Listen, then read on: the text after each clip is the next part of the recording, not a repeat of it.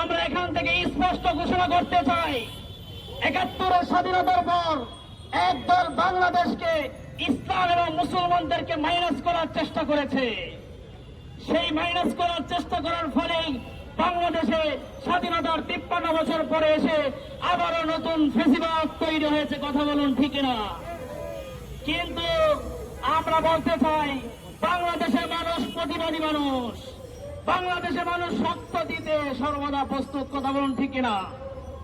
সেই জায়গা থেকে আমরা বৈষম্য বিরোধী কওমি ছাত্র আন্দোলন ঘোষণা করতে চাই, এই ২৪ পরবর্তী বাংলাদেশে ইসলামপন্থীদের সাথে যদি কোনো বৈষম্য করা হয়, তাহলে এদেশের আওয়াম এবং ইসলাম জনতা আপনাদেরকে ছাড় দিবে না। এজন্য আমরা এই বাংলাদেশে বসবাস করি, ৯২% মুসলমানের দেশ, আলিম ওলামায়ে কেরামের দেশ, তাদের সেন্টিমেন্টকে সামনে রেখে, তাদের আবেগকে সামনে রেখে আমরা আগামী বাংলাদেশ করতে চাই। এবং আগামীতে যেই শিক্ষা সিলেবাস ২০২৫-এর শিক্ষা সিলেবাস তৈরি হয়েছে, সেখানে ইসলামপন্থী এবং মাতৃকা শিক্ষার্থীদের অবদানকে মুছে দেওয়া হয়েছে, বৈষম্য করা হয়েছে।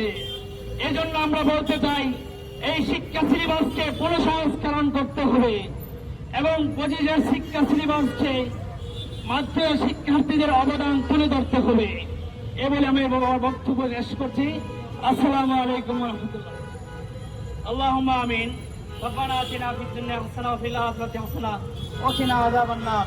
ربنا آتنا في الدنيا حسنة وفي الآخرة حسنة وقنا عذاب النار برحمتك يا أرحم الراحمين.